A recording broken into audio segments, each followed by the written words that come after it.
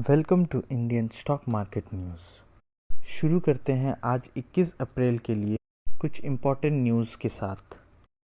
पहली न्यूज़ है, telecom regulatory authority of India try ने फरवरी 2022 के टेलीकॉम सब्सक्रिप्शन डेटा रिलीज़ किए हैं, जिसमें देखा गया है इंडिया का total mobile subscribers 3.72 million users से घट गया है। उसमें से रिलायंस जियो ने 3.66 मिलियन यूज़र्स लॉस किए हैं, वेराज वोडाफोन आइडिया ने भी 1.53 मिलियन यूज़र्स लॉस किए हैं, लेकिन एयरटेल ने 1.59 मिलियन न्यू सब्सक्राइबर्स ऐड किए हैं अपने नेटवर्क पर। अब देखना यही है कि एयरटेल के शेयर्स में हमें कोई इंटरेस्टिंग रैली दिखती है कि नहीं। सेकेंड न्यूज़ है, डाबर के प्रोमोटर ग्रुप ने अपनी होल्डिंग एवररेडी इंडस्ट्रीज़ में बढ़ाई है 78,000 शेयर्स से।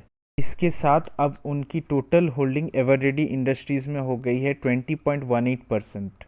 बर्बन ग्रुप ने पहले ही डिक्लेयर किया था कि वो एवररेडी इंडस्ट्रीज़ को एक्वायर करना चाहते हैं। अब देखना यही है एक्विजिशन के बाद एवररेडी इंडस्ट्रीज़ के बिजनेस स्ट्रेटजी में कोई चेंजेस आती है कि नहीं। और अगला न्यूज़ है, फ्यूचर एंटरप्राइजेस ने अपने डिवेंचर्स के इंटरेस्ट पेमेंट में 29.33 करोड़ का डिफ़ॉल्ट किया है। अगला न्यूज़ है होटल इंडस्ट्रीज से। इंडियन होटल्स कंपनी ने डिसाइड किया है कि चेन्नई सिटी में एक और ताज होटल खोलेंगे। एक और इंटरेस्टिंग न्यूज़ है कि टाटा स्टील ने डिक्लेयर किया है कि वो रशिया के साथ कोई बिजनेस नहीं करेंगे।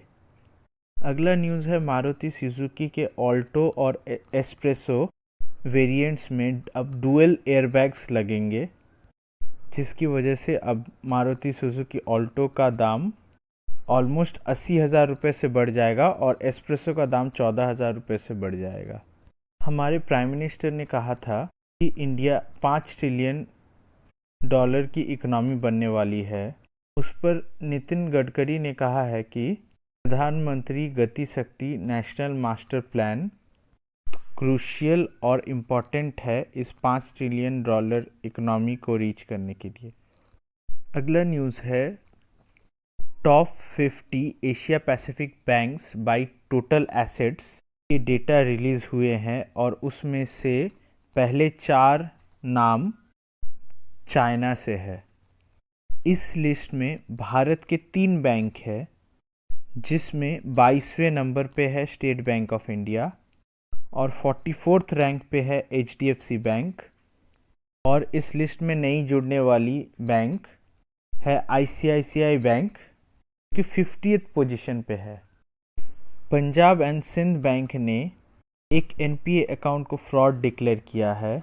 अकाउंट का नाम है SREI इंफ्रास्ट्रक्चर फाइनेंस और SREI इक्विपमेंट फाइनेंस।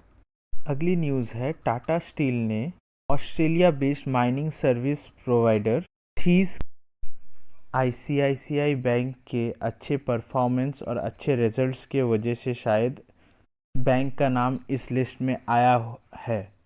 देखना यही है कि ये अपने पोजीशन को और अच्छी तरह से आगे बढ़ा पाती है कि नहीं।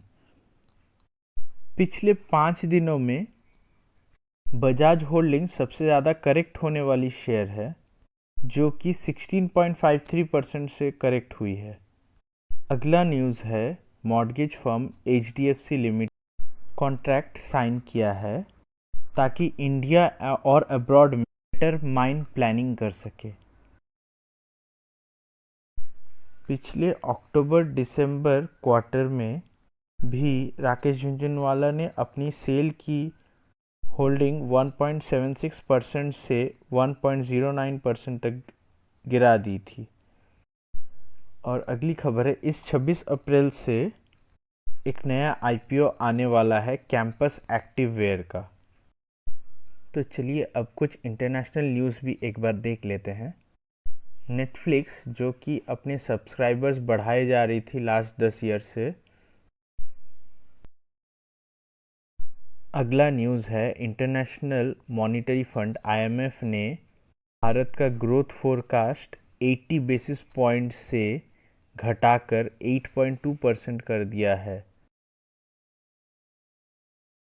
2022 के पहले 3 महीने में अपने 2 लाख सब्सक्राइबर्स ओवरऑल लॉस किया है और इस न्यूज़ के पब्लिकेशन के बाद नेटफ्लिक्स के शेयर 37% तक करेक्ट हुए हैं। Thank you for watching and subscribing to Indian Stock Market News.